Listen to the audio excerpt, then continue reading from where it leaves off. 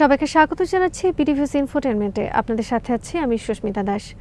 দক্ষিণ গাজার রাফা শহরে একটি মার্কিন সমর্থিত ত্রাণ বিতরণ কেন্দ্রে ক্ষুধার্ত ফিলিস্তিনিরা ঢুকে পড়ার পর ইসরায়েলি সেনাবাহিনীর গুলিতে বেশ কয়েকজন ফিলিস্তিনি আহত হয়েছেন বলে স্থানীয় কর্তৃপক্ষ জানিয়েছে। এই খবরটি আনাদোলু এজেন্সি প্রকাশ করেছে। গাজার সরকারি গণমাধ্যম দফতর এক বিবৃতিতে বলেছে, ইসরায়েলি দখলদার বাহিনীর তথাকথিত বাফার জোনে ত্রাণ বিতরণের পরিকল্পনা বিপর্যয়করভাবে ব্যর্থ হয়েছে। বিবৃতিতে আরও বলা হয়, হাজার হাজার ক্ষুধার্ত ফিলিস্তিনি যখন ত্রাণ বিতরণ কেন্দ্রে ঢুকে পড়ে তখন ইসরায়েলি বাহিনী তাদের উপর গুলি চালায়। ইসরায়েলি বর্বরতার আরও তথ্য থাকছে এবারের প্রতিবেদনে।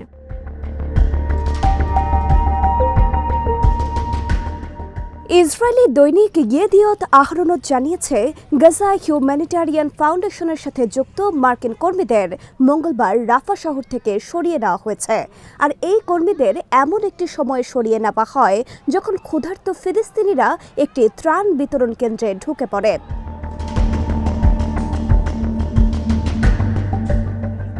হিব্রু ভাষার সংবাদ মাধ্যম ওয়াল্লার এক প্রতিবেদনে বলা হয়েছে, ইসরায়েলি দখলদার বাহিনী গাজায় অপারেশন গিডিয়নের রথ নামে একটি সামরিক অভিযানের অংশ হিসেবে ফিলিস্তিনিদের বিরুদ্ধে মনস্তাত্ত্বিক কৌশল প্রয়োগ করছে।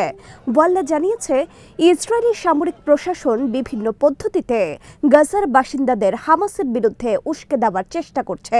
এবারে তারা আকাশ থেকে লিফলেট ফেলে সেই চেষ্টা করছে। প্রতিবেদন অনুসারে ইসরায়েল আশা করছে যে এই লিফলেটগুলো হামাসের প্রতি জনসমর্থন কমিয়ে দেবে এবং গাজার আরও বেশি মানুষ বিকল্প নেতৃত্বের কথা ভাববে।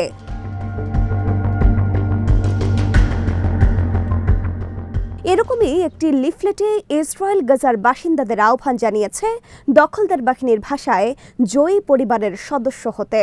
লিফলেটের বার্তায় লেখা, আমরা হামাসকে নিশ্চিহ্ন করেছি এবং তারপর থেকেই আমরা এই যুদ্ধ শেষ করার খুব কাছাকাছি, যেটা আমরা জিতে গেছি। ওয়াল্লা আরও জানিয়েছে, বর্তমানে হামাস তাদের প্রতিষ্ঠার পর থেকে সবচেয়ে কঠিন পরিস্থিতির মুখোমুখি হয়েছে। ইসরায়েলি দখলদার বাহিনী ছড়ানো এক লিফলেটে গাজা শহরের হামাস কমান্ডার ইজ্জত আল দিন আল হাদ্দাদের ছবি রয়েছে।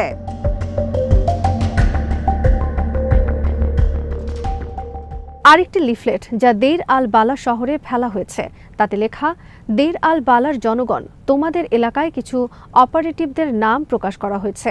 সাবধান থাকো, যারা তোমাদের মধ্যে কাজ করছে তাদের ব্যাপারে। এদের কারণেই তোমাদের জীবন ধ্বংস হয়েছে। এরা তোমাদের উপর বিপর্যয় ডেকে এনেছে। এই প্রচারণা ইসরায়েলের গোপন মনস্তাত্ত্বিক কৌশলের অংশ, যা গাজার জনগণের মধ্যে বিভ্রান্তি ও হামাস বিরোধী মনোভাব ছড়াতে লক্ষ্য করে পরিচালিত হচ্ছে। উক্ত লিফলেটগুলোতে গাজার বাসিন্দাদের উদ্দেশ্যে লেখা রয়েছে, একটি সুন্দর ভবিষ্যতের জন্য তাদের বিতাড়িত করার কাজ করুন।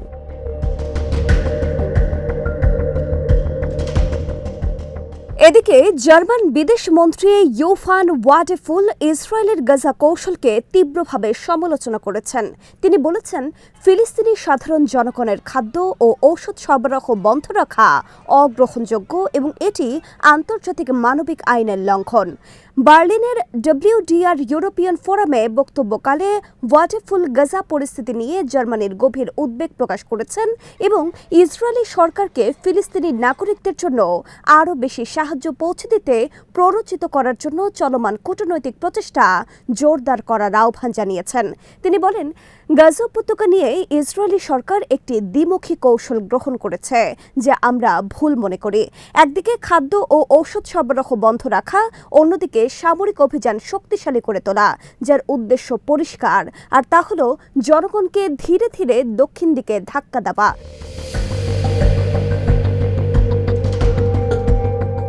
তিনি আরও যোগ করেন, এই বিষয়টি আমি শুরু থেকে স্পষ্ট করে বলেছি।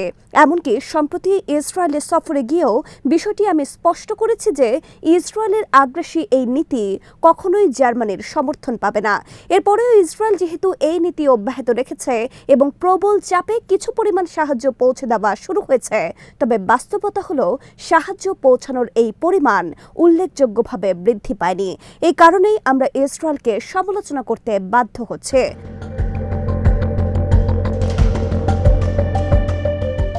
ওয়াডেফুল আরও সতর্ক করেছেন যে আন্তর্জাতিক মানবিক আইনের ধারাবাহিক লঙ্ঘন হলে জার্মানি ইসরায়েলের জন্য অস্ত্র সরবরাহ বন্ধ করতে পারে। তিনি বলেন, আমরা সর্বত্র আইনের শাসন রক্ষা করি এবং তাতে আন্তর্জাতিক মানবিক আইনও অন্তর্ভুক্ত। যেখানে আমরা দেখব এই আইন লঙ্ঘিত হচ্ছে সেখানে অবশ্যই আমরা পদক্ষেপ নেব এবং এমন কোনো অস্ত্র সরবরাহ করব না যা আরও লঙ্ঘনের কারণ হতে পারে।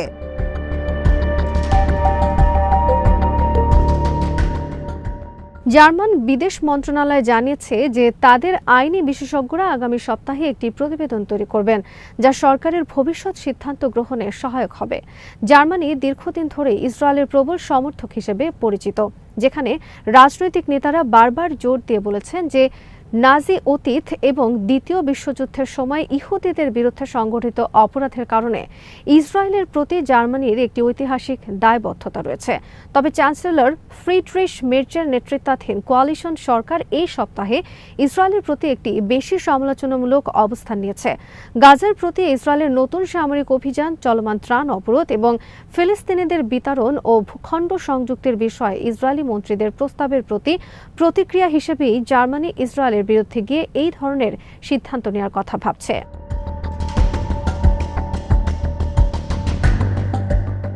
এদিকে ফিলিস্তিনি প্রতিরোধ সংগঠন হামাস আজ বিশ্বব্যাপী 3 দিনের বিক্ষোভের আহ্বান জানিয়েছে, যাতে ইসরায়েলের গাজায় ধ্বংসাত্মক যুদ্ধ শেষ করার জন্য চাপ সৃষ্টি করা হয়। এই হামলা প্রায় 600তম দিনে পৌঁছাতে চলেছে। বুধবার হবে 7 অক্টোবর 2023 তারিখে ইসরায়েল গাজার উপর নিষ্ঠুর আক্রমণ শুরু করার 600 দিন পূর্তি, যার ফলে 54,000-এর বেশি ফিলিস্তিনি নিহত হয়েছেন, যাদের অধিকাংশই নারী ও শিশু, এবং 1,23,100-এরও বেশি মানুষ আহত হয়েছেন। এক বিবৃতিতে হামাস 30 মে থেকে 1 জুন পর্যন্ত বিশ্বব্যাপী বিক্ষোভের আহ্বান জানায়, যাতে আমাদের জনগণের গণহত্যা ও দুর্ভিক্ষের অপরাধের নিন্দা ও প্রত্যাখ্যান করা হয় এবং গাজা, জেরুজালেম ও পবিত্র আল আকসা মসজিদের প্রতি একাত্মতা প্রকাশ করা হয়। হামাস আরও আহ্বান জানায়, গাজার প্রতি হামলা, গণহত্যা ও দুর্ভিক্ষের বিরুদ্ধে বিশ্বের শহর ও বর্গগুলোতে সকল ধরনের আন্তর্জাতিক কর্মসূচি তীব্র করার প্রয়োজন রয়েছে।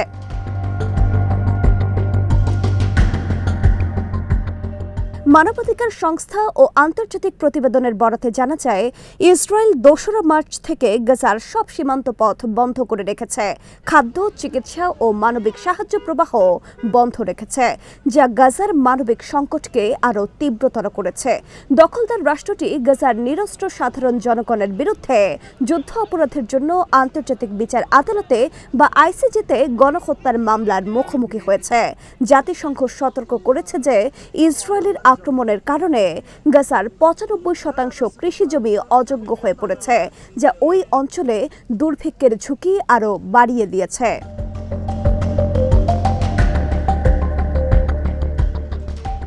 অন্যদিকে গাজার কৃষিজ জমি নিয়েও ভয়ঙ্কর তথ্য সামনে এসেছে। সম্প্রতি খাদ্য ও কৃষি সংস্থা ফাও এবং জাতিসংঘ স্যাটেলাইট সেন্টার থেকে প্রকাশিত একটি যৌথ মূল্যায়নে দেখা গেছে, গাজার 80% বেশি ফসলের জমি ইসরায়েলের হামলার কারণে ক্ষতিগ্রস্ত হয়েছে। প্রতিবেদনের তথ্য অনুযায়ী গাজার মাত্র 4.6% জমি চাষযোগ্য রয়েছে। একই সময়ে গাজার 71.2% গ্রিন হাউস এবং 82.8% কৃষিকূপ ইসরায়েলের আক্রমণে ধ্বংসপ্রাপ্ত হয়েছে। ফাও আরও জানিয়েছে, গাজার কৃষি অবকাঠামোকে লক্ষ্যবস্তু করে ইসরায়েলের এই হামলা খাদ্য উৎপাদনের সক্ষমতাকে আরও অবনতির দিকে নিয়ে যেতে পারে এবং দুর্ভিক্ষের ঝুঁকি বাড়িয়ে তুলতে পারে।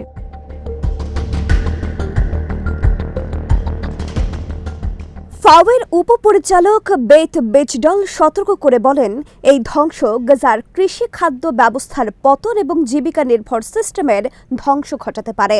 তিনি বলেন যে একসময় শত শত হাজার মানুষের জন্য খাদ্য, আয় ও স্থিতিশীলতা প্রদান করত, আজ তা ধ্বংসস্তূপে পরিণত হয়েছে। পুনর্গঠন করতে হলে ব্যাপক বিনিয়োগ এবং জীবিকা পুনরুদ্ধার ও আশা ফিরিয়ে আনার জন্য ধারাবাহিক প্রতিশ্রুতি প্রয়োজন। এই গবেষণাটি এমন সময় প্রকাশ হলো যখন ইন্টিগ্রেটেড ফুল সিকিউরিটি ফেজ ক্লাসিফিকেশন জানিয়েছে যে 2 মার্চ থেকে শুরু হওয়া ইসরায়েলের সম্পূর্ণ অবরোধের কারণে গাজায় দুর্ভিক্ষ আসন্ন। এই অবরোধ খাদ্য ও চিকিৎসা সাহায্যকে ব্যাপকভাবে সীমাবদ্ধ করেছে।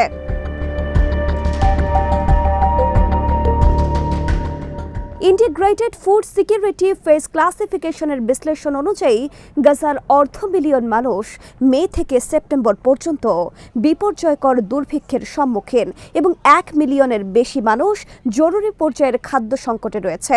আন্তর্জাতিক চাপের মুখে অবরোধ শিথিল করতে ইসরায়েল সীমিত পরিমাণ মানবিক সাহায্য গাজায় প্রবেশের অনুমতি দিয়েছে। তবে ত্রাণ সংস্থাগুলো বলছে এখন পর্যন্ত সাহায্য ক্ষুধার্ত গাজার জনগণের কাছে পৌঁছাতে ব্যর্থ হয়েছে।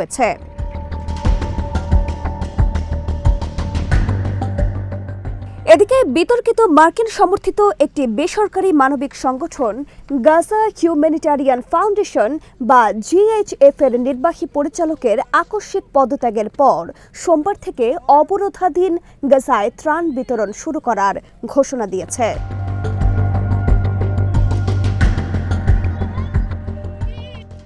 সংস্থাটির ত্রাণ বিতরণ পরিকল্পনা নিয়ে জাতিসংঘের কর্মকর্তারা কঠোর সমালোচনা করেছেন। তারা বলেছিলেন, ইসরায়েলের উদ্যোগে শুধুমাত্র বেসরকারি প্রতিষ্ঠানগুলোর মাধ্যমে পরিচালিত এই পরিকল্পনা ফিলিস্তিনিদের স্থানচ্যুতি এবং আরও সহিংসতা বৃদ্ধি করবে। যদিও GHF জানিয়েছে তাদের হাবগুলোতে খাবারের ট্রাক এসে পৌঁছেছে এবং ত্রাণ বিতরণ শুরু হয়েছে, তবে গাজার ফিলিস্তিনিরা বলেছেন এখন পর্যন্ত তাদের এলাকায় কোনো সাহায্যের চিহ্ন দেখা যায়নি। আজ এখানে শেষ করছি। সমরাস্ত্র, প্রতিরক্ষা ও কূটনীতির নানা তথ্য জানতে চোখ রাখুন বিডিভিউজ ইনফোটেইনমেন্টে। চ্যানেলটি ভালো লাগলে সাবস্ক্রাইব করুন, সংযুক্ত থাকুন আমাদের ফেসবুক পেজে।